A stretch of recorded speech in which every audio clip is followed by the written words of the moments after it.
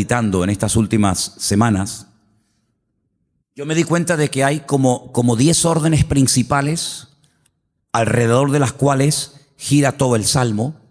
El Salmo es muy amplio, muy variado, es un Salmo precioso, muy bonito, pero hay como 10 pilares sobre los que se construye todo lo que a continuación se va a decir.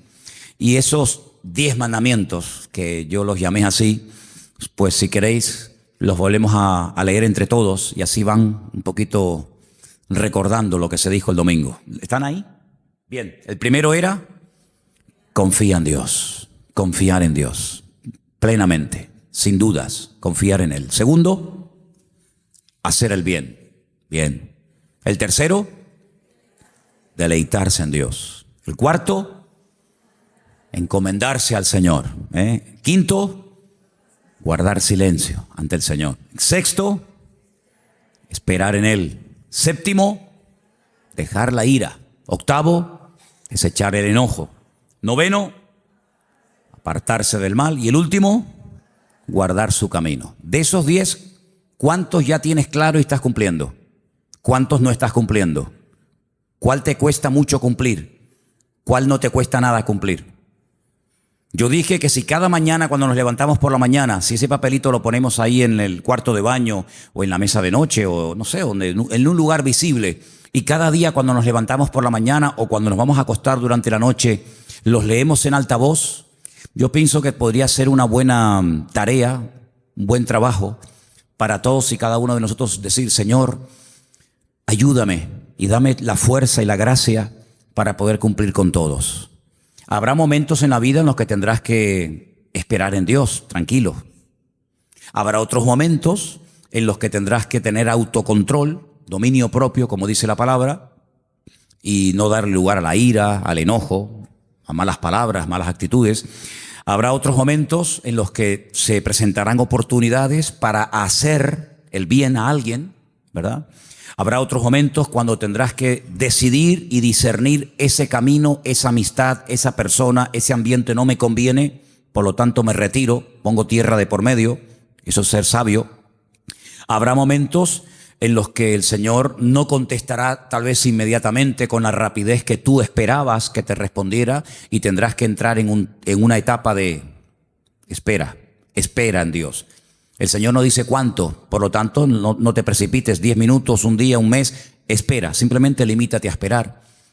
Pero si cada uno de estos mandamientos nosotros los interiorizamos y de alguna manera forman parte de nuestra vida, pues vamos a pasar de ese conocimiento teórico a ese conocimiento práctico, experimental. Es decir, yo sé lo que es esperar en Dios y sé lo que es deleitarme en el Señor y sé lo que es en un momento determinado apartarme del mal y sé lo que es hacer el bien, porque el Salmo 37, lo dijimos muchas veces la semana pasada, nos ayuda a todos a llevar una vida práctica, una vida donde sí, las teorías y los proyectos y los planes y las buenas intenciones están muy bien, pero en definitiva lo que marca la diferencia en la vida de un creyente, en la vida de una iglesia, es el poner en práctica lo que semana tras semana aprende y escucha. En otras palabras, hay un trabajo personal, insustituible. Es lo que yo llamo el esfuerzo. Y hablando de esfuerzo, quiero llevarles a 2 versículos, uno del Antiguo y otro del Nuevo Testamento, para que veáis que no puede haber una vida cristiana victoriosa, no puede haber una vida, digamos, firme y madura en los caminos del Señor a menos que tú te esfuerces. El oír está muy bien, el cantar como hemos hecho recién está bien, el venir a los cultos y escuchar la palabra está muy bien, pero todo eso tiene que plasmarse en hechos. Todo eso tienes que llevarlo en algún momento puntual de tu vida, en tu trabajo, en tus estudios, en tu matrimonio, en tu familia.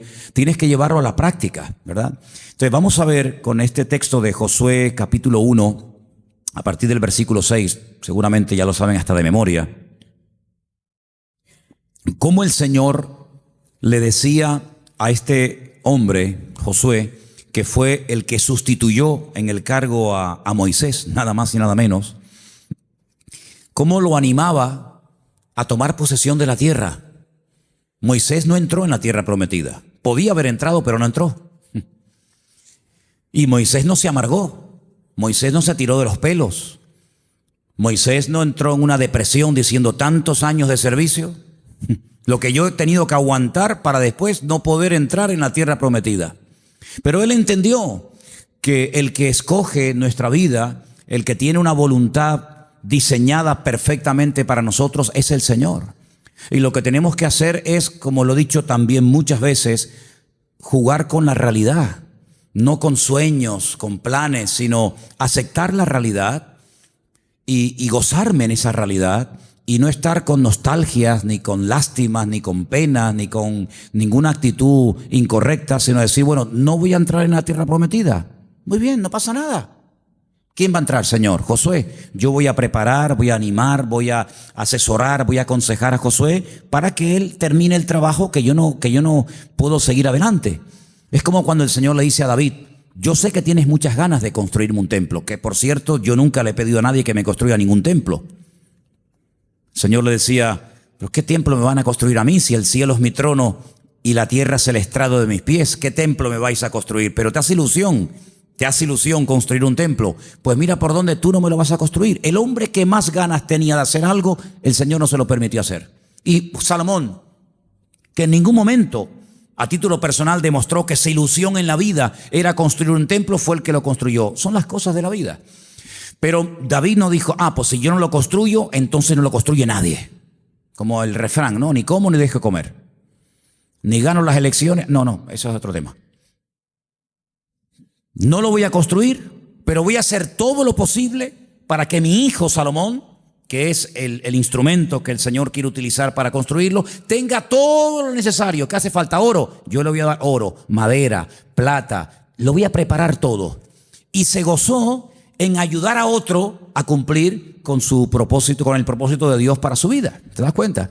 Entonces, donde uno termina, el otro empieza, y nuestras vidas son complementarias y nos necesitamos los unos a los otros. No es cuestión de competir, yo lo quiero hacer todo, yo lo entiendo todo, yo lo sé todo y nadie hace nada más que yo. No, en el reino de Dios hay una multiforme facetas y terrenos y tantas cosas, ¿no?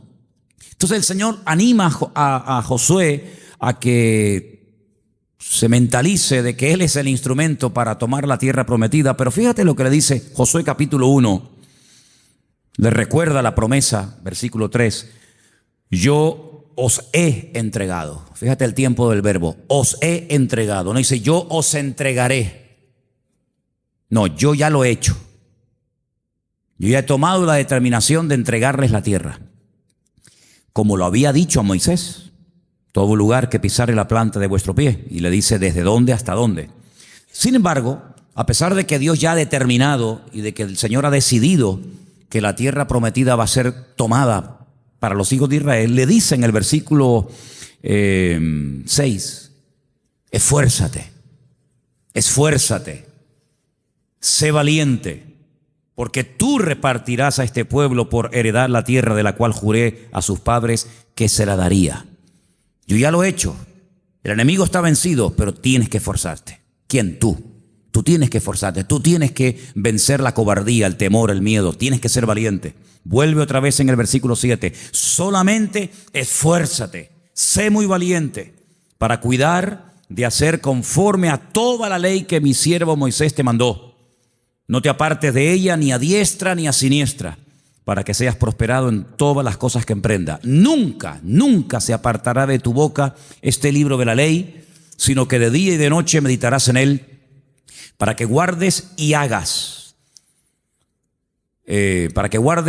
conforme a todo lo que en él está escrito, porque entonces harás prosperar tu camino y todo te saldrá bien. Mira que te mando que te esfuerces y que seas valiente. No temas ni desmayes, porque el Señor tu Dios estará contigo a donde quiera que vayas. Creo que hemos leído 3 veces la palabra esfuérzate. 3 como mínimo. Esfuérzate, Josué, sé valiente. Esfuérzate, solamente te digo que te esfuerces. En otras palabras, no iba a ser fácil. La conquista de Canaán no iba a ser fácil. Era un país que estaba habitado, no era un país desértico, un país donde no había nadie. Claro, tomas posesión de la tierra. No, era un país que la gente no iba a querer irse de él. Había muchas, había 7 etnias, 7, entre comillas, naciones o pueblos que se creían propietarios de aquellas tierras. Al principio de los tiempos, si ustedes leen detenidamente el libro del Génesis, Dios repartió la tierra para que los seres humanos supieran dónde tenían que vivir. Pero el hombre, en ese deseo de ir más allá de lo establecido por el Señor, no se conformó con estar dentro de sus fronteras. Y los líos y los follones y los problemas y las guerras muchas veces se han producido precisamente porque los pueblos querían ir más allá del lugar que les tocaba o que les pertenecía. ¿Y cuántas guerras se han hecho porque esta nación quiere tener el terreno de aquella y aquella y aquella? Y tengo salida por el mar por aquí, pero también quiero tener salida por el mar por allá. Y si me tocaron montañas, quiero tener valles. Y si me tocaron valles, quiero tener montañas. Si me tocó el desierto. Entonces, los líos y muchas guerras se han comenzado, se han llevado a cabo cuando el hombre se extralimitó. El Señor le dijo a los filisteos, ustedes van a vivir aquí. Y le dijo a los moabitas, ustedes van a vivir aquí. Y le dijo a los egipcios, ustedes van a vivir aquí. Cuando el hombre acepta y acata el lugar donde tiene que estar, no hay problemas. Aprende a disfrutar, aprende a gozarte, y si te falta algo a ti y lo tiene la otra nación, aprendan a convivir, hagan intercambios comerciales. Ustedes que producen patatas y aquellos que producen trigo, pues aprendan a comerciar los unos con los otros, y no quieras tener las patatas, el trigo, las lechugas, los tomates y todo lo demás. Entonces, cuando el Señor le dijo al pueblo de Israel que les daría una tierra, todo el mundo sabía, porque esto se corría y todo el mundo lo sabía, que esa tierra no era de los filisteos. Los filisteos vinieron de la isla de Creta. Ese es el origen de los filisteos, de la isla de Creta. ¿Y por qué tienen que dejar la isla de Creta y marcharse a un país que no es de ellos? Cuando el Señor le dijo al pueblo de Israel, no ataques a los moabitas, no ataques a los amonitas, porque ellos tienen sus territorios, ellos son descendientes de Lot, sobrino de Abraham, por lo tanto no entren por ahí, no les quiten nada. Si tienen que pasar por su territorio, lo que consuman, páguenlo. Sin embargo, esas naciones que a veces no eran atacadas por el pueblo de Israel, ellos sí después atacaban al pueblo de Israel. Entonces hacía falta mucho valor y mucho coraje, mucha perseverancia y tenacidad para decir, no, esto Dios nos lo ha dado a nosotros. Y se van por las buenas o tendremos que hacer la guerra. Y claro, lógicamente, después de haber estado 40 años, entre comillas, porque hubo momentos difíciles, en paz, ahora se acabó el tiempo de paz, se acabó el tiempo del maná, se acabó el tiempo de que golpeo las piedras y sale agua. Y ahora llega el momento en el que hay que pelear y hay que luchar y hay que esforzarse. Y entonces Josué, sé que tienes 84 años de edad, que no era un niño, tienes que esforzarte, tienes que pelear, tienes que luchar. Y entonces vemos que a pesar de que el Señor estaba con él, se lo dice, yo estaré contigo, nadie te hará frente en todo lo de tu vida, tú esfuérzate, en otras palabras, haz tu parte. Si alguno piensa que esto era, bueno, porque era el Antiguo Testamento. Como era el Antiguo Testamento, pues tenía que ser así. Vamos a ir a 2 de Timoteo capítulo 2 para que veáis cómo el esfuerzo, el esforzarte en las cosas del Señor, el pelear por el Señor, también forma parte de una vida normal hoy en día. 2 de Timoteo capítulo 2 del 1 al 3. Y dice así, tú pues, hijo mío, esfuérzate. Las mismas palabras que le dijo el Señor a Josué, ahora el Señor a través de Pablo se las dice a Timoteo. Esfuérzate en la gracia que es en Cristo Jesús. Lo que has oído de mí ante muchos testigos, esto encarga a hombres fieles que sean idóneos para enseñar a otros. Y dice, y tú sufre. ¿No será una mala traducción? No. Sufre. Hay momentos que tendrás que sufrir. ¿Sí? ¿Como cristianos? ¿Sí? ¿Alguien te enseñó lo contrario? Pues no es mi culpa, ¿eh? Si alguien te dijo lo contrario, te tomaron el pelo. Porque aquí la Biblia le dice el Señor a Timoteo, sufre penalidades como buen soldado de Jesucristo. Ay, amigo. Ninguno que milita se enreda en los negocios de la vida, a fin de agradar a aquel que lo tomó por soldado. También el que lucha como atleta no es coronado si no lucha legítimamente. Dice, considera, el 6, el labrador para participar de los frutos debe trabajar primero. Considera lo que te digo y el Señor te dé entendimiento en todo. La palabra biná, es decir, un conocimiento experimental. Si tú tienes que aprender a experimentar en carne propia lo que yo te estoy diciendo, así con palabras que aparentemente son muy fáciles, pero tú tienes que aprender a interiorizarlas y a practicarlas. Por lo tanto, vemos que Josué se tenía que esforzar para tomar posesión de una tierra física, y Timoteo y todos los creyentes tienen que esforzarse para poder tomar posesión de las bendiciones que el Señor nos ha dado y a cada uno de nosotros. ¿Qué quiero decir con esto? Lo primero, que los cambios no se producen automáticamente. No es que, bueno, yo soy ahora un carnal y mañana así me levanto y soy el hombre más espiritual de toda la historia de la cristiandad. No, eso es un trabajo, Es un trabajo, es un esfuerzo, es disciplina, es tenacidad, es constancia, es perseverancia. Eso es lo que dice la palabra. Y por eso en el Salmo 37, en esa lista que pusimos llamada los famosos 10 mandamientos del Salmo 37, vemos que el rey David lo tenía clarísimo, que hay que confiar, que hay que pelear, hay que evitar ciertas cosas, hay que hacer otras cosas. Y eso es en definitiva la vida de un creyente. Ahora, en 2 de Timoteo, en el capítulo 3, versículo 16, está el versículo, uno de los versículos más conocidos de esta carta. Versículo que muchos de ustedes seguramente conocerán de memoria, donde dice: toda la escritura es inspirada por Dios y útil para enseñar, para redarguir, para corregir, para instruir en justicia, a fin de que el hombre de Dios sea perfecto, enteramente preparado para toda buena obra. Habrá momentos en los que el Señor nos tendrá que enseñar algo a través de su palabra. Habrá momentos en los que el Señor nos tendrá que instruir, en otros momentos corregir, en otros momentos disciplinar, en otros momentos animar, en otros momentos sacudir, pero el Señor, a lo largo y ancho de toda la Escritura, que está inspirada por su Espíritu Santo, la va a utilizar en momentos puntuales de nuestra vida para formarnos, dice, a fin de que podamos llegar a ser una persona completa, porque eso es lo que significa el término perfecto, completo, que no sea una vida llena de desequilibrios, que soy muy fuerte en un área, pero en otros soy un desastre, ¿no? Como esos famosos futbolistas que dicen, oye, remata con la cabeza de maravilla, pero luego con la pierna derecha es un inútil, o al revés, o con la pierna derecha es muy bueno y con la izquierda es muy malo.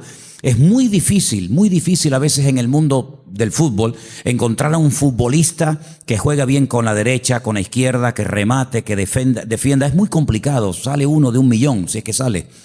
En la vida cristiana a eso es lo que tenemos que apuntar. Tal vez no seremos un virtuoso a la hora de tener un conocimiento tremendo de la palabra, pero es mucho mejor tener un equilibrio en todas y cada una de las áreas de la vida de un creyente que ser demasiado exagerado lo que destacamos en un área y luego un desastre en otras muchas. La vida cristiana es un complemento de muchos elementos que son los que nos van a ayudar y van a apuntalar nuestra vida para que podamos llegar a esa dimensión, a ese nivel espiritual que Dios tiene para cada uno de nosotros. Pero una de las cosas que tenemos que tener claro en nuestra vida, si ustedes quieren verdaderamente ir en serio con el Señor, primero es trabajar con la realidad. Uno dirá, bueno, es evidente, sí, es evidente, pero muchas veces como que no se tiene claro. Yo tengo que trabajar con mi realidad presente, no con la realidad que me gustaría o con la realidad que tuve, sino con mi realidad actual. Yo dije el otro día que hay tres puntos principales. Cuando uno quiere crecer en el Señor, tiene que adaptar su vida a la edad, a las circunstancias y al propósito de Dios. Entonces, ¿cuál es mi realidad presente? Bueno, pues mi realidad presente es que no tengo trabajo, ¿vale? No, es que yo tuve un trabajo hace años buenísimo, pero ¿lo tiene ahora, hermano? No, llevo 5 años sin trabajar. ¿Esa es su realidad? No, pero yo algún día tendré. Amén. Pero ¿cuál es su realidad presente? Hombre, yo cuando era joven recorría todos los pueblos llevando Biblias y Nuevos Testamentos a la gente, pero es que hoy en día ya no puedo caminar, estoy en una silla de ruedas, por poner un ejemplo. Entonces, ¿cuál es su realidad, hermano? Que ahora no se puede mover tanto como antes. Pues entonces tiene que adaptar su vida y su tiempo a la realidad presente. Ya no puede ir por todos los pueblos caminando como a usted le gustaría y lo hizo en su momento. Ahora a lo mejor es tiempo de pararse y escribir un libro, o de orar más, o de leer más la palabra. ¿Se da cuenta? Entonces, adaptar nuestra vida a la realidad y a las circunstancias. Hay algo muy importante que incluso el Señor no le retiró, fíjate lo que te voy a decir, el Señor no le retiró ni siquiera al pecador la capacidad de corregir sus errores. Hay un pasaje en el Antiguo Testamento que lo vamos a leer ahora, donde vamos a ver cómo el Señor, cuando el hombre cae, cuando el hombre hace algo malo, no lo deja a la deriva, como diciendo, bueno, amigo, has fallado, has pecado, ahí te quedas. Sino que el Señor siempre nos dará a todos la capacidad de poder corregir algo que hemos hecho o que estamos haciendo mal.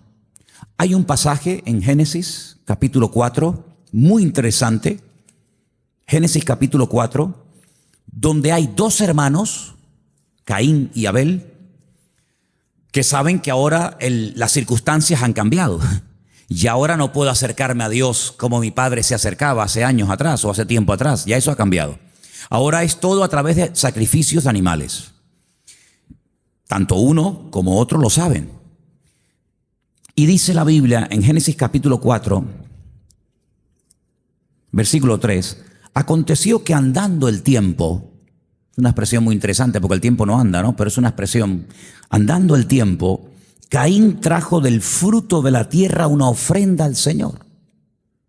Es decir, no se convirtió en un ateo, en un agnóstico, no quiero saber nada de Dios. No, cuidado. Él era creyente. Caín era creyente. Un mal creyente, pero era creyente. Él incluso dispuesto a ofrendar, pero no según lo establecido. Fijaros que dice que trajo del fruto de la tierra una ofrenda al Señor. Y el Señor en ningún momento había enseñado tal cosa. Entonces dice que Abel también, de los primogénitos de sus ovejas, de lo más gordo, trajo una ofrenda al Señor. Los dos ofrendaron, uno de la tierra y otro del ganado. Y el Señor miró con agrado a Abel y a la ofrenda. Primero al que la ofrece y después lo que ofrece. Las dos cosas las mira el Señor. Es interesante, hago un paréntesis, porque hay un momento en el que el Señor le dice a un hombre llamado Cornelio, que ha oído sus oraciones y ha visto las ofrendas y las limosnas que da. Pero primero menciona a la persona, no lo que hace. Y aquí vemos que el Señor dice que le agradó lo que hizo Abel y también le agradó la ofrenda que trajo. Sigo. Pero no miró con agrado a Caín ni a la ofrenda suya. Es interesante, ¿no? La ofrenda y Abel le agradó al Señor, pero Caín y la ofrenda de Abel como que no. Si seguimos leyendo el pasaje, que lo vamos a hacer a continuación, vemos que el Señor no le dice nada a Abel, no le habla. No le dice, muy bien, Abel, muy bien. Bien, estás haciendo las cosas correctamente. No, sino más bien le habla al que lo está haciendo mal. Es curioso esto, ¿verdad? Porque a veces decimos que el Señor no me habla. ¿Eso quiere decir que no te tiene que decir nada? O que si tuviera que decirte algo ya te lo habría dicho. Entonces no te pongas nervioso si el Señor no te dice algo concreto. Porque en esta ocasión vamos a ver que el Señor a quien le habla es al que está haciendo las cosas mal. Y le dice en el versículo 6, entonces el Señor le dijo a Caín, ¿por qué te has ensañado y por qué ha decaído tu semblante? Interesante, ¿no? Si bien hicieres, no serás enaltecido. Aquí hay una clave. Esto es un principio del reino. El que hace las cosas bien será bendecido. El que se humilla será enaltecido. Será exaltado. Y el que se exalta será humillado. Dice, si hicieres las cosas bien, no serás enaltecido. Y si no hicieres bien, el pecado está a la puerta. Con todo eso, a ti será tu deseo y tú te enseñorearás de él. Es decir, has hecho las cosas mal, te has presentado a tu manera con tu ofrenda de la tierra delante de mí, no es lo que a mí me agrada. Claro, ves que no hay respaldo, no hay bendición, pero estás a tiempo. Si haces las cosas bien, yo te voy a exaltar, yo te voy a bendecir como a tu hermano Abel. Pues no hizo caso. No hay un versículo que dice, si oyereis hoy su voz. ¿Cómo sigue? No endurezcáis vuestros corazones. El Señor te está hablando, Caín. Oye, qué privilegio que el Señor, a pesar de la caída, a pesar de la desobediencia, aún sigue hablando con voz audible, porque no había Biblia, lo sabemos. No había Biblia, no estaba la ley, no estaban los salmos escritos. El Señor aún hablaba audiblemente. Oye, que a pesar de lo que habéis hecho, a pesar del pecado, a pesar de que sigues haciendo las cosas mal, aún el Señor sigue hablando. Y en vez de valorar eso, te enfadas y engañas a tu hermano de que quieres salir al campo a dar un paseo con él. El otro se fía del hermano, no duda en ningún momento de su hermano, y cuando se da cuenta, ¡pum!, se levanta contra él y lo mata. Y el Señor le vuelve otra vez a hablar a Caín, la segunda vez que le habla. Y le dice: Caín, ¿dónde está tu hermano? Como diciendo: Caín, ¿qué pasa? Y dice: ¿y yo qué sé dónde está mi hermano? ¿Soy yo acaso guarda de mi hermano? Tremendo, ¿no? Es tremendo. Sí, ni oyendo la voz audible del Señor entra en razón. Entonces, hermano, vemos que el Señor dotó al hombre de la capacidad de poder discernir lo que se llama la conciencia. El hombre tiene la capacidad, es uno de los atributos que Dios le puso en el corazón al hombre, cuando dice el Eclesiastés que Dios puso eternidad en el corazón de los hombres, de recapacitar y de reconocer: no estoy haciendo las cosas bien. Y puede ser la persona más rebelde, más desobediente, más atea, más arrogante y soberbia de la tierra. Siempre habrá un pequeño resquicio en su alma y en su corazón, tal vez a solas en la noche, cuando piensa o cuando duerme, o yo qué sé, en el que podrá darse cuenta de que no estoy haciendo las cosas bien. Bueno, pues eso es lo que el hombre debe de utilizar para volver en sí, como aquel hijo de la historia del hijo pródigo, y dice que volvió en sí. Nadie le predicó. El padre no mandó un mensajero para que zarandeara al hijo. No vino un predicador, no vino un profeta, no fue en un culto, no fue en una campaña evangelística, no fue en un programa de radio, sino dice que volvió en sí. Algo que estaba en él dormido se despertó y dice: estoy obrando mal, lo estoy haciendo al revés y por eso me va la vida como me va. Entonces, hermanos, vemos en la palabra el esfuerzo en el creyente, pero si en algún momento determinado nos desviamos, caemos, nos alejamos, nos enfriamos o nos distanciamos, aún a pesar de eso, el Señor siempre tocará nuestros corazones para que retornemos a Él, porque el Señor es amplio en perdonar y Él lo que quiere siempre es bendecir y restaurar a la persona. ¿Cuántos dicen amén? Pero tenemos que saber reaccionar correctamente. El problema es que muchas veces no sabemos cómo actuar ante lo que nos está pasando. Y entonces a veces comenzamos a tratar de cambiar o de corregir o de restaurar nuestra vida desde conceptos equivocados. Y cuando partimos de una premisa, de un punto de equivocación o de mentira, todo lo que construyamos se nos viene abajo. Tenemos que aprender a arrepentirnos. Tenemos que aprender a ser restaurados. No es tocar un botón. El otro día me decía un hermano: hermano, ¿tú no crees que sería bueno en la página web de la iglesia poner la oración de fe? Y yo le dije: ¿cuál es la oración de fe? Y me dice: esa oración donde dice, Señor, te pido perdón por mis pecados y acepto a Cristo. No, ¿sabéis? No, y tal. Y digo: ¿y tú crees sinceramente que una persona que entre en la página web y haga esa oración ya es salvo? Dice: bueno, no sé. Digo: mira, en la mayoría de las ocasiones en las que una persona hace esa oración, si esa persona verdaderamente después no tiene una constancia en el Señor, es simplemente una oración que se ha hecho. La conversión no es repetir una oración en altavoz. De hecho, si ustedes tienen algún texto que me puedan mostrar, yo estoy abierto a ser corregido. Pero me gustaría encontrar en algún momento en la Biblia cómo se convertía la gente. ¿Cómo se convertía la gente en la Biblia? El Señor nos decía: a ver, ¿cuántos quieren aceptarme? ¿Cuántos quieren aceptarme a mí? Levanten la mano, repitan conmigo: Señor Jesús, Señor Jesús. El Señor no hacía eso. Por ejemplo, ¿cómo se hacía en la Biblia? Hay un momento en el que Pedro dice: arrepentíos y convertíos para que sean borrados vuestros pecados y bautícense. Sí, hay una acción, hay unos cambios, ¿verdad? Hay algo que tienen que hacer. El etíope eunuco dice, yo creo en Jesucristo, ¿qué impide que yo sea bautizado? Dice, bueno, pues si crees, vamos a bajar a las aguas. En otras palabras, no es simplemente hacer una oración y esperar así un cambio radical, sino que es todo un trabajo. Y hay gente, aunque suene extraño lo que les voy a decir, hay gente que se ha ido convirtiendo poco a poco. Hay gente que se convirtió así, de repente. Y hay otros que se han ido convirtiendo poco a poco. Hay un pasaje en la Biblia muy interesante donde un día un ciego viene al Señor y el Señor dice, ¿qué quieres que haga? Le dice, Señor, quiero recobrar la vista. Y dice que ora por él y le dice, ¿qué tal ves? ¿Cómo ves? Y dice, Señor, yo veo a los hombres como si fueran árboles. Luego él ya sabía lo que era un hombre y lo que sabía un árbol, porque si no había visto nunca un hombre y un árbol, ¿cómo puede comparar una cosa con otra? Él perdió la vista, él tuvo la vista un día. Y dice, quiero recuperar la vista. No es como aquel ciego de nacimiento. ¿Ves a los hombres como árboles? Sí, veo mal. Y el Señor vuelve a orar por él y dice, ¿y ahora? Dice, ahora veo perfectamente. Amén. ¿Por qué hizo eso el Señor? ¿Por qué hizo eso? ¿Se imaginan que la primera vez hubiera dicho, Señor, gracias, pero va por la calle? ¿Se acuerdan? ¿Ustedes han visto los cuadros del Greco? Las pinturas del Greco son tremendamente desproporcionadas. Es una persona así súper estirada. Es como cuando la televisión se pone mala. ¿No ha visto la televisión esos espejos?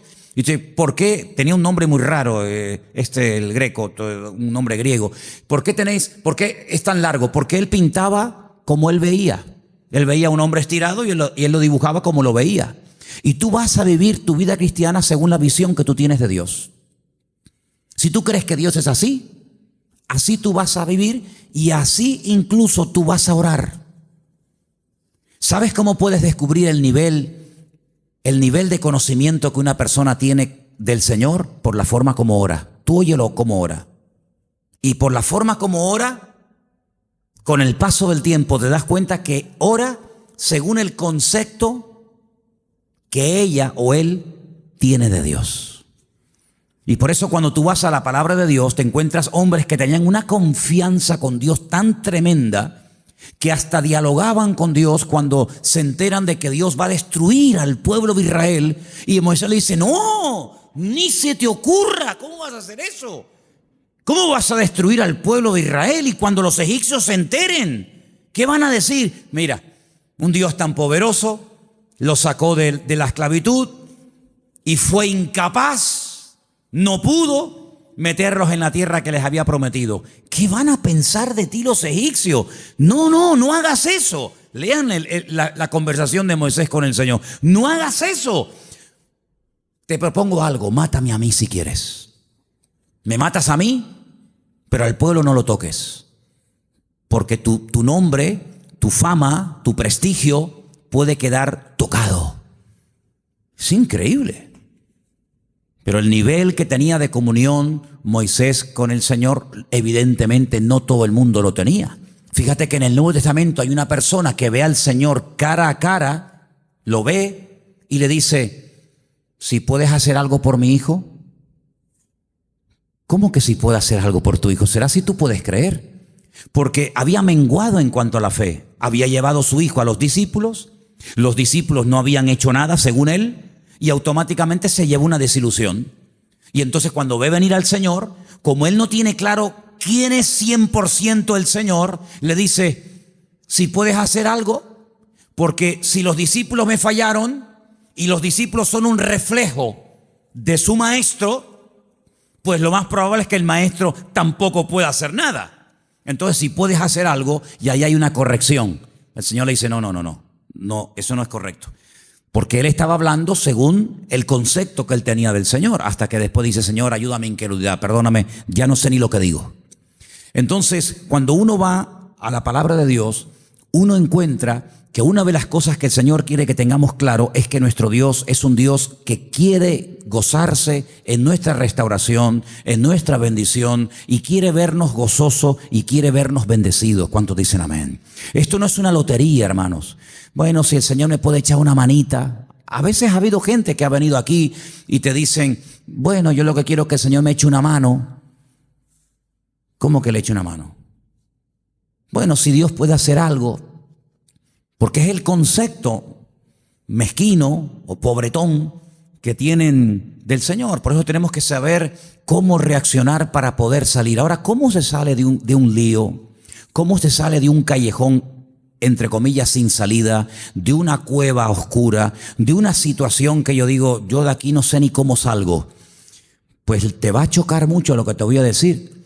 Pero hace años, y tal vez lo podemos hacer después, porque creo que Isma se acordará. ¿Dónde está Isma? Allí. Nosotros hace años cantábamos una canción que está basada en Isaías 55, versículo 12, y me gustaría que pudiéramos leer juntos este versículo, porque así dice la Biblia que se sale. Así se sale. Y vamos a ver de dónde quería el Señor sacar a su pueblo en este momento. Isaías 55, versículo 12. Y dice así. ¿Lo tenéis?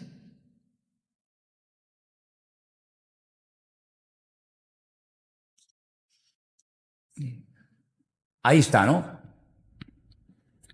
¿Lo leemos juntos? Porque con alegría saldréis y con paz seréis vueltos. Los montes y los collados levantarán canción delante de vosotros y todos los árboles del campo darán palmadas de aplauso. ¿Esto qué es literal? Si usted va ahí ahora por el monte de las Mercedes y va a encontrar los árboles así. Hermano, yo fui al monte, fui a orar y no vi los árboles aplaudir. ¿Sabe que muchas veces los hombres son comparados con árboles y los árboles son comparados con hombres? ¿Dónde dice eso? Bueno, dice en muchas partes, pero si quieres un texto, Salmo 1:1. Bienaventurado el varón que no anduvo en consejo de malos, ni en camino de pecadores, ni en silla de escarnecedores. Será como árbol. Será como árbol plantado junto a corrientes de agua, que da su fruto en su tiempo, su hoja no cae, y todo lo que hace prosperará. Ahí hay hombres que ponen en práctica la palabra, que son comparados con árboles. Le decía a Moisés, cuando vayan a atacar una ciudad, vean si la ciudad tiene árboles. ¿Qué más da si la ciudad tiene árboles o no tiene árboles? Dice, no los cortéis. Cuando el Señor le dice, y espero que no perdáis el hilo de lo que estamos hablando, pero cuando el Señor le dice a Abraham, voy a destruir Sodoma y Gomorra. El Señor dice, ¿cómo vas tú a destruir? Abraham conocía a Dios.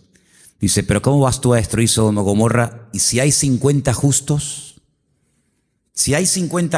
tú no puedes destruir una ciudad, porque los 50 justos dan protección a la ciudad. Pero el Señor dice, pero cuando el Señor le dice a Abraham que la va a destruir, Abraham dice, es que a lo mejor no hay 50, pero hay 45 y hay 40 y va bajando, porque el Señor le enseñó a Abraham que una persona puede llegar a proteger una ciudad entera. De hecho, hay países que no han sido destruidos por la presencia de los hijos de Dios en ese pueblo. ¿Qué te parece? Seguramente el Señor podía haber destruido muchas naciones, pero la presencia de su pueblo, la presencia de sus hijos en ese lugar ha sido un freno a la destrucción total y absoluta. ¿Qué te parece? Entonces, cuando el Señor fue a destruir Sodoma y Gomorra, primero tiene que sacar lo único que había, lo saca, y cuando lo saca, destruye la ciudad. Porque hubiera sido una injusticia destruir una ciudad con Lot dentro. Hubiera sido algo que ni tú ni yo hubiéramos hecho, cuanto más el Señor. Entonces, en la Biblia encontramos muchas veces que los árboles son comparados con hombres, ¿verdad? Y por eso dice la Biblia que los árboles del campo aplaudirán. Si habrá un gozo por parte de personas. Pero fíjate, dice, ¿de dónde iban a salir? Estaban pasando un tiempo difícil, estaban pasando un tiempo de cautiverio, estaban pasando un tiempo de opresión. Y dice, con alegría saldréis. Si con alegría saldréis, quiere decir que con tristeza no salgo. ¿Sí o no? Si para salir salgo con alegría, quiere decir que mientras no tenga ese requisito, pues no salgo. ¿Y no salgo de dónde? Bueno, tú no tienes que salir de Egipto, tú no tienes tal vez que salir del cautiverio en Babilonia, pero a lo mejor hay alguien aquí que tiene que salir de una situación. ¿Y cómo salgo? Con alegría. Es decir, ¿me estás diciendo que hasta que no esté alegre por la situación que estoy pasando no salgo? Eso es exactamente lo que te quiero decir. Lo has cogido, ¿verdad? Un cambio de actitud. ¿Cómo salieron los israelitas de Egipto? Con pandero y danza, saltando y brincando. Miriam, la profetisa, la hermana de Moisés y Aarón, cogió un pandero y comenzó a danzar.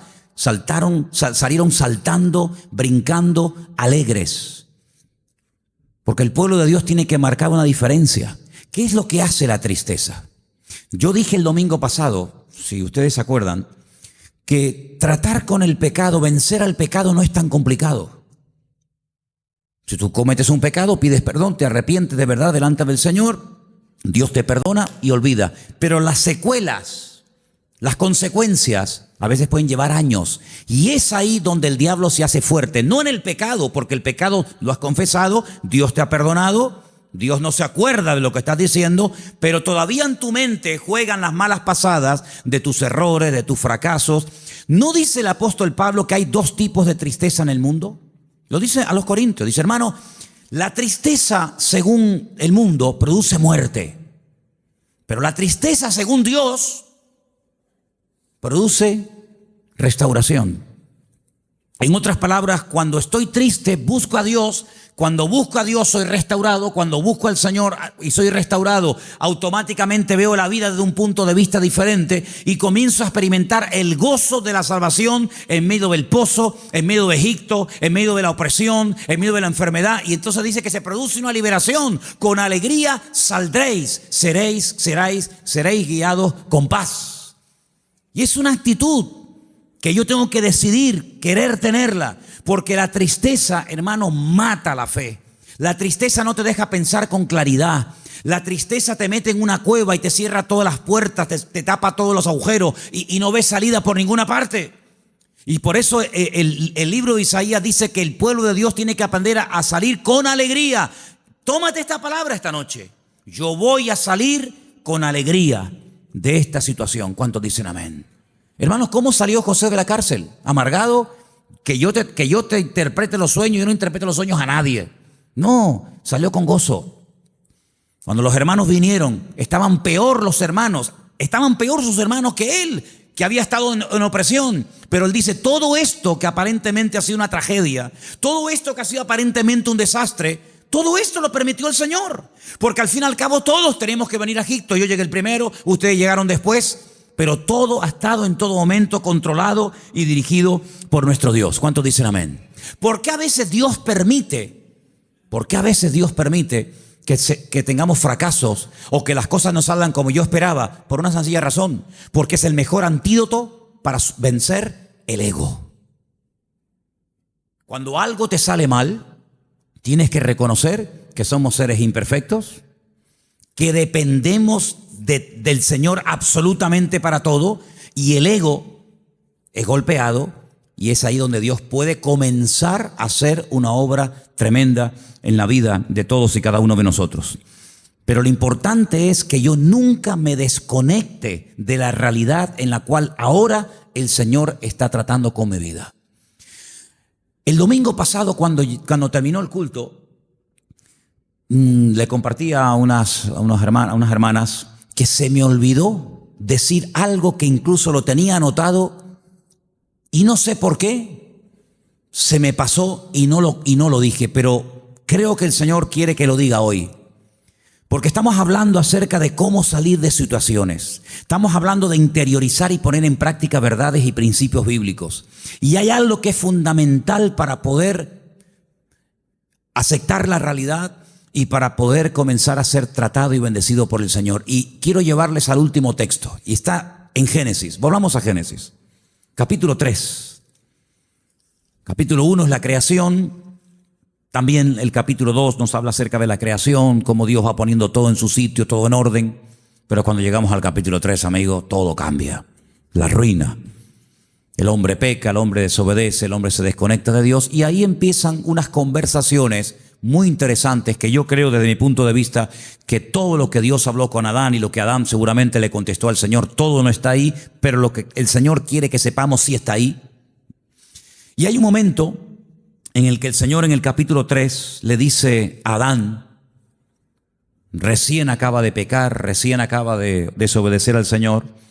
Y entonces el Señor le dice en el capítulo 3, versículo 11, Dios le dijo: ¿quién te enseñó que estabas desnudo?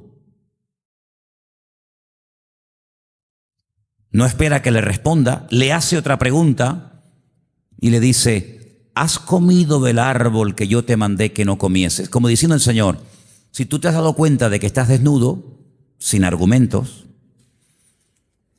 ¿no será que habrás comido del árbol? Se lo está diciendo de una forma indirecta.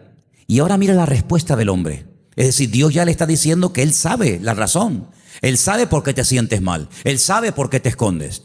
Él sabe por qué huyes de mí. ¿No será que habrás comido del árbol? Te lo está diciendo. Y le dice a Adán. Entonces, el hombre dice: la mujer que me diste por compañera me dio del árbol y yo comí. Es decir, que si no me la hubieras dado, yo no hubiera comido.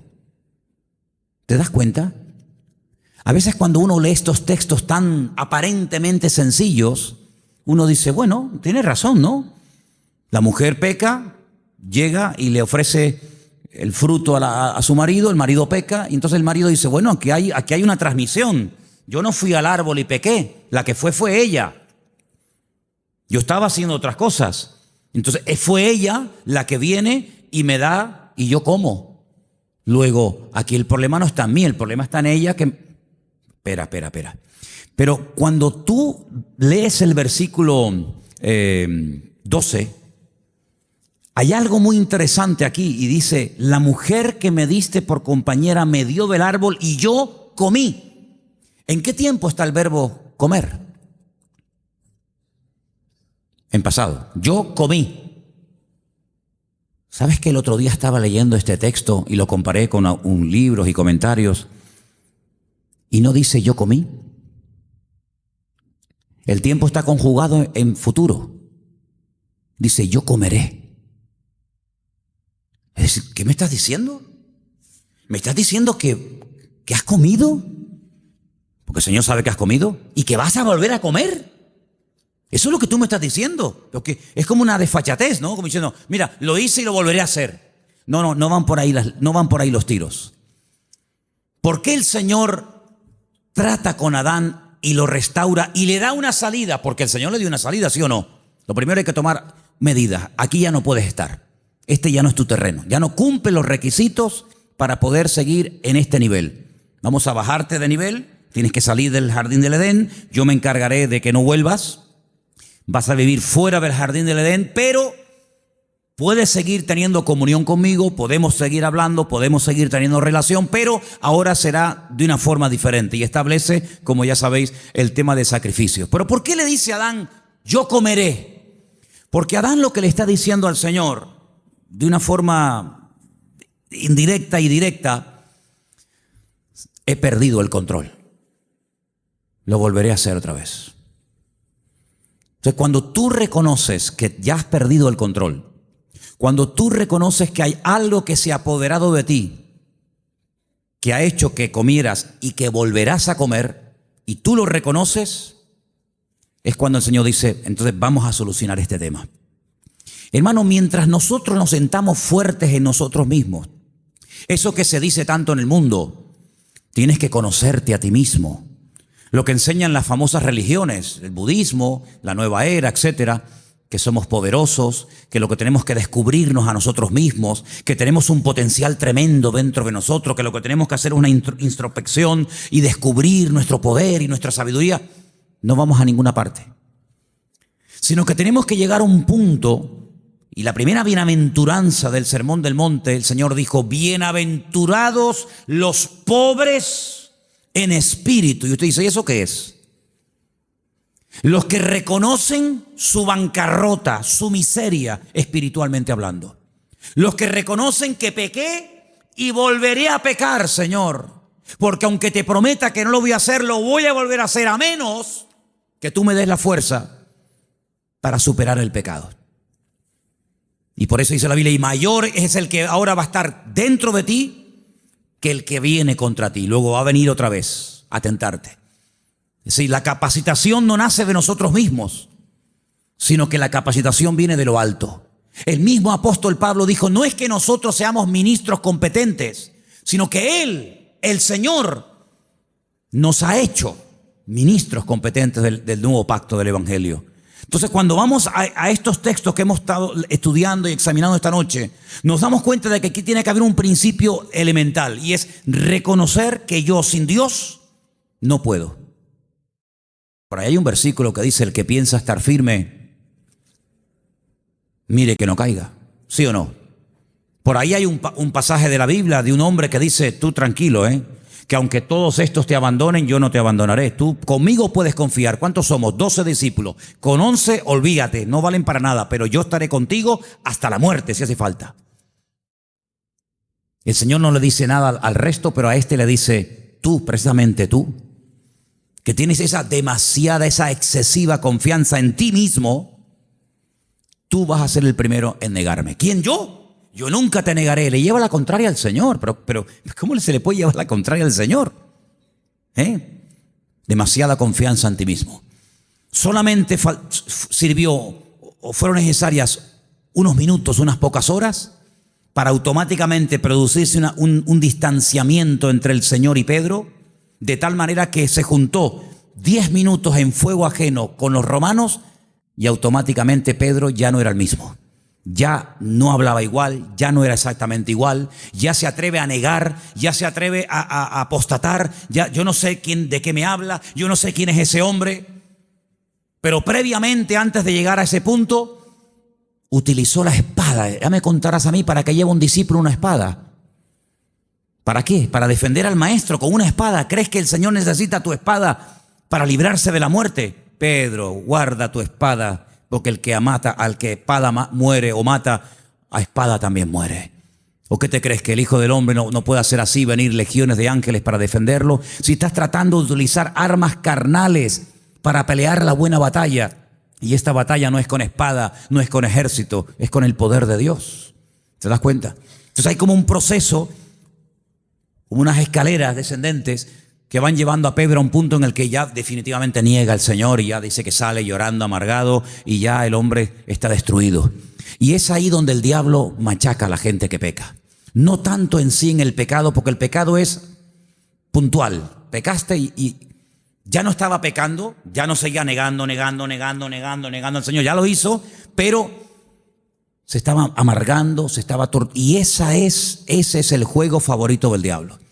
Torturarte y machacarte como has pecado, te pone la pierna encima, tú no sirves para nada, te tira la autoestima por el suelo, el Señor te ha abandonado, no sirves para nada. Y entonces el apóstol Pablo escribe un capítulo extraordinario donde él abre su corazón, donde él cuenta sus vivencias personales, donde él habla de sus luchas, ¿verdad?, entre la carne y el espíritu, pero lo concluye con esa perla, esa joya de la literatura donde dice, hermanos, tengo una buena nueva para vosotros, que ahora ninguna condenación hay para los que estamos en Cristo Jesús, Señor nuestro. Gloria a Dios, qué maravilla, Señor. Pequé ayer, seguramente pecaré otra vez mañana, pero en el momento en que levante mis ojos a ti, el Señor siempre será pronto en perdonar. Y entonces hasta que no reconozcas que puede ser que vuelvas otra vez a pecar, pero el Señor es mucho más grande que la condenación que el enemigo quiere poner sobre mi cabeza. Y el Señor me va a levantar y el Señor me va a ayudar, porque no hay ni un solo personaje en la Biblia que haya caído y se haya levantado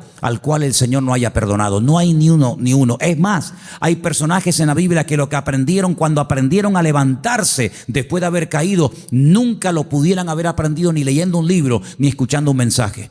Luego a veces el Señor permite que nosotros nos demos cuenta de lo débiles que somos. A veces el Señor tiene que permitir que no somos tan fuertes como nos creíamos, porque tiene que humillar nuestro ego, y no hay peor humillación y peor palo al ego que cuando fracasamos y cuando no hacemos las cosas decentemente y con orden. Pero ahí viene la misericordia y ahí viene la gracia del Señor, y Dios levanta y Dios perdona y Dios olvida. ¿Cuántos dicen amén? Por eso quiero terminar en esta noche diciendo esto. La única manera de salir de una situación de opresión, de amargura y de tristeza es todo lo contrario. Con alegría saldréis. Es que todavía no la tengo, por eso no ha salido. En el momento en que tú comiences a gozarte y alegrarte. Mira, hermano, quiero solamente recordarles algo. ¿Qué le dio a Abraham? ¿Qué le dio, perdón, el Señor a Abraham cuando le dijo que iba a ser padre? Dime, ¿qué le dio? Porque claro, cuando Moisés bajó de la montaña y dice, miren lo que traigo, y enseña algo tangible, algo que se podía ver y tocar, como eran las tablas de los 10 mandamientos. Dice, es que yo puedo demostrar que acabo de estar en la presencia del Señor. Mirad esto. Mirad esto. Estos son los 10 mandamientos. Esta es la Torá. Pero ¿qué podía mostrar Abraham cuando el Señor le dijo, vas a ser padre? ¿Qué podía traer? Caín tenía una marca. Dice la Biblia que el Señor le hizo una marca en la frente para que no lo mataran. El otro trajo las tablas de los 10 mandamientos. David podía traer las cicatrices y los cortes y las heridas de cuando peleaba con los filisteos. Pero Abraham, ¿tú qué traes? Una promesa. Eso dice la Biblia, una promesa. Pero creyó en la promesa de Dios. Y esa promesa lo confrontó a un cambio. Y le dijo, cámbiate el nombre. Dile a todos los sirvientes, dice que una vez tuvo que ir a pelear con 300 criados para liberar a su sobrino Lot. Le tuvo que decir a cada uno de ellos, a partir de hoy, todos me vais a llamar Abraham, padre de multitudes. ¿No crees? Ya no lo dice, estamos especulando. ¿No crees que en algún momento algún siervo, tal vez el más frío, el más carnal, le hubiera dicho a otro, dice, ¿padre de qué? Si no tienen hijos. Si no tienen hijos, si todos sabemos que Eliezer, su criado de confianza, será su heredero, ¿cómo que se cambia el nombre? Pero él dice que le creyó a Dios y comenzó a llamar las cosas que no son como si ya fuesen. Y se gozaba contando las estrellas y la arena del desierto, diciendo, así será mi descendencia. ¿Y quién te ha dicho a ti todo eso? Dios me lo ha dicho. Y él comenzó a gozarse y él comenzó a alegrarse. Dice que se gozó tanto. Fíjate lo que dice el Señor Jesucristo. El Señor Jesucristo dijo un día, si ustedes fuerais hijos de Abraham como dicen que sois, ustedes se gozarían y me obedecerían, porque mi amigo Abraham vio mi día y se gozó. Así que Abraham llegó a ver al mismísimo Señor y dice que salía buscando la ciudad cuyo arquitecto y fundador es Dios. Abraham, buscando por el desierto, ¿será aquella ciudad? ¿Será aquella? Y dice la Biblia en el libro de Hebreos que Abraham por la fe la vio y la saludó y le dijo, esa es la ciudad, esa es la nueva Jerusalén, con las calles de oro y las puertas de perla. Es decir, con una promesa transformó su vida, con una promesa transformó su hogar y con una promesa preparó el ambiente y el terreno para que viniera Isaac y para que vinieran multitudes de naciones y de pueblos. Es decir, nosotros no tenemos una, tenemos más de 8,000 y pico promesas en la palabra. Y si las interiorizamos, si las creemos, si las cumplimos, si las practicamos, quiere decir que vamos a poder salir, pero no de cualquier forma. Vamos a salir con alegría, vamos a salir fortalecidos, vamos a salir bendecidos, porque esa es la promesa del Señor para nuestra vida. ¿Cuántos dicen amén? Pero esto no se aprende así en 2 días. Puede ser que hoy diga sí, hoy sí, pero mañana no pasa nada, mañana empezamos de cero. Y es lo que dice Pablo, pelear la buena batalla. Asegúrate de que estás peleando la buena batalla, porque la mala batalla es mala y no hace falta que la pelees. La buena batalla, dice, he peleado la buena batalla, he acabado la carrera, he guardado la fe. Entonces, cuando tú estás adaptándote a las circunstancias presentes, a la realidad que tienes ahora, no la que tenías o la que te gustaría tener, eso no, la de ahora. Y ahí empiezas a trabajar el gozo, ahí empiezas a trabajar la alegría, ahí empiezas a dejarte tratar por el Señor, pues entonces vas a elevar tu vida, vas a madurar en el Señor y vas a comenzar a decirle gracias a Dios por todo, porque veo que todo está saliendo conforme al plan de Dios. Hay un salmo que dice que Dios no es injusto. Y si Dios no es injusto, si Dios es bueno, todo lo que hace en mi vida lo hace bien y lo hace justamente. ¿Cuántos dicen amén? Cerramos los ojos y oramos. Yo no sé cuánto tiempo he estado compartiendo. Después a lo mejor en internet podéis ver el tiempo, 40 minutos, media hora, no tengo ni idea. Nunca miro el reloj, pocas veces miro el reloj cuando comparto. Pero ¿sabes qué? Si este mensaje ha servido, esta enseñanza ha servido para que comiences a reestructurar tu vida y a tomar decisiones y a practicar verdades, ha sido un tiempo bien invertido.